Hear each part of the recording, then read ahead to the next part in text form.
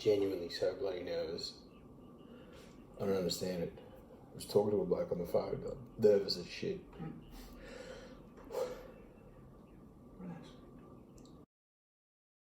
Now, this next story is right up my alley. He's a man who has set a Guinness World Record last year for becoming the first person to cross all 10 Australian deserts solo and unsupported on a motorbike to raise money for mental health. And he's written a book about it, and he's written a book about the whole journey, setting new world records. And we thank First State Super helping our members today. That's who we're here for. The author joins us, Benji Brunden. Good morning to you. G'day, Darren. How you going? Oh, look, I'm really well. As a rider myself, not through deserts, but just on nice, firm tarmac. What made you decide to hit the deserts of Australia? Look, I just wanted to challenge myself. So I sort of started travelling on a motorbike in 2016, 17 and just learned how to ride sort of while I was travelling. And then when I got back to Melbourne in 2018, I thought I had a little bit more to give, so I started planning the trip. No one had ever done it before, and then September last year, I crossed through the deserts. I was lucky enough to get it done. What were you on? What sort of bike did you have? It was just it was actually the only bike I've ever ridden. It's the only bike I've ever owned. It's a WR250, just a Yamaha dirt bike. So that's such a little bike too. There's nothing off it, Benji. There's not much grunt there. No, look, it was certainly hard at times. I had to push it up quite a few sand dunes because it was loaded for up to 40 days in the desert. So, yeah, it was a little bit overweight and underpowered, but we got the job done.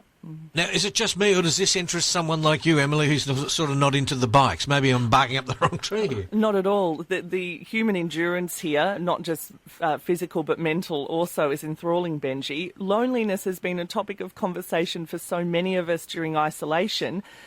Tell us, how did you combat loneliness out there, solo and unsupported in the desert?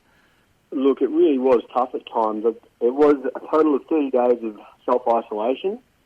So I was lucky I had a sat phone with me. So on those cold nights, I was able to call home and just let the people know back home that I was okay. And I think, everyone's going through a bit of a tough time at the moment, so it's important that we all stay connected. But yeah, it was pretty tough at times. And so you're in the middle of the deserts. What sort of gear did you have? You got a little 250, so you would have had your tent. You've got to eat food. Tell us about the gear and what you had and how you managed to sustain yourself while you're out there.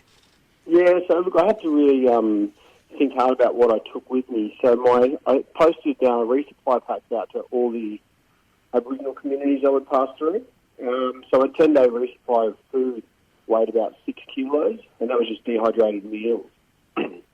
And funnily enough, because I had no room for luggage, I just wore the same clothes for 30 days straight.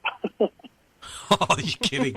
And what sort of animals did you see? Run through the list of animals you caught up with on the trip. Oh, yeah, look, it was a crazy adventure. The wild horses, camels were just everywhere through the Gippsland Desert. A few snakes sort of seemed to cross my path, and just in the western desert, like the Great Sandy, there was just wild dogs and dingoes everywhere. So, and it's funny, so every now and then I'd see an eagle sitting in a tree, and I just think, that guy's following me. He's looking for a cheap meal. So, is that right? Like the vultures in the United States? That's what it was like. Yeah, and well, when I'm sleeping at night in my tent after a hard day's ride, and I hear noises in the middle of the night, and I'm in a caravan park, what sort of stuff did you hear?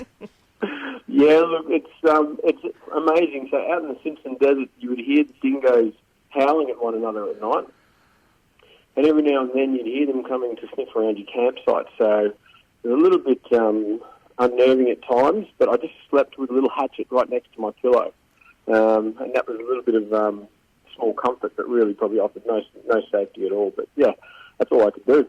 I can't wait to read this book, Emily. No, it's remarkable. What on earth possessed you to do it, Benji? Look, I think, so I sort of went through my own metaphorical desert in 2015-16 when I lost everything and sort of woke up 34 years old and I realised I hadn't done anything that I wanted to do with my life. And so I just decided, you know what, I'm just going to absolutely do all those things I wanted to do, and I always wanted an adventurous life. and I just started saying yes to all the things that I wanted to do, and it led me to set the world record and do some pretty incredible things.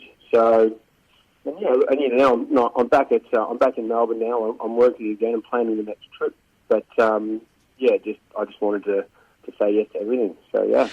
You're a bit like me. You started late. I didn't start writing till I was in about my early 30s. I think it was early mid-30s. And you hadn't written before that at all? No. So it's actually quite interesting. I only just got my full license last weekend. So today I actually plan to go down to Yamaha and have a look at a few different bikes. Check out Suzuki's.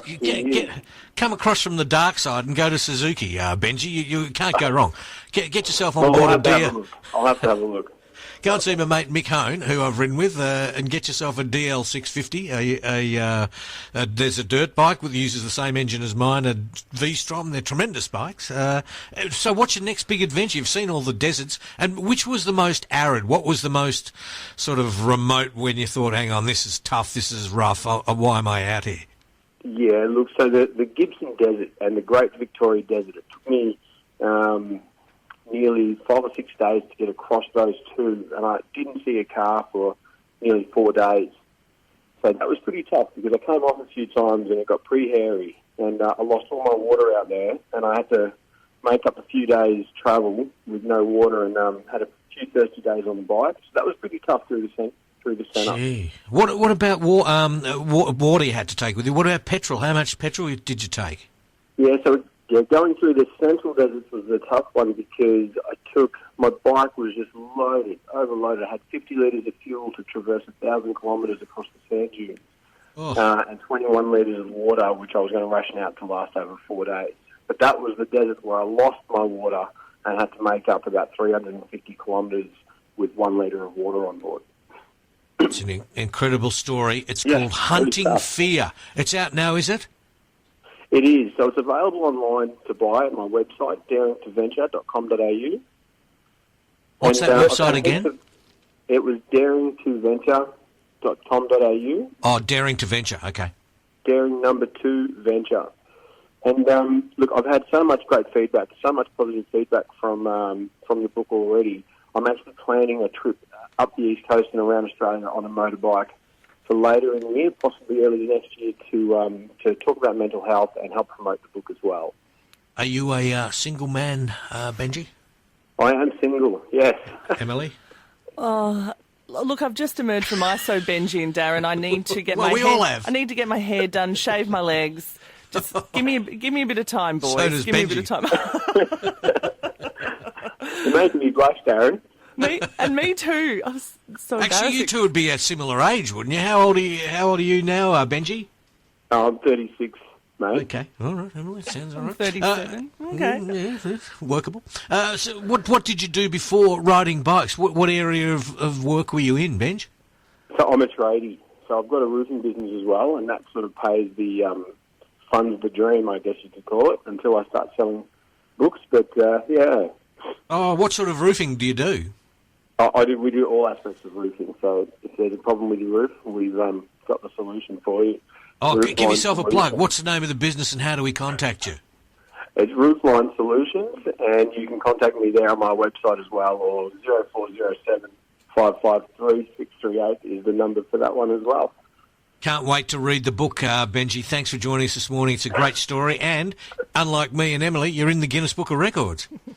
Thanks, Darren. It's been a pleasure talking. Thanks for having me on, and thanks, Emily, again. I appreciate it. Thanks, Benji. Good on you, Benji. That's Benji Burundan. Hunting Fear. Love the title of it. He sounds like a lovely fella there, Emily. He does, Darren, and I know that you really, really want a weekend breakfast wedding at all costs, and I promise you I'm trying. I'm really trying. So, honestly, Danny Power would say, Benji, get on your bike, mate. He'd have a warning for him. Would he? Oh, yeah, for Benji's benefit. Right, okay. It's a bit harsh, your old man. On 3AW 29 to 10.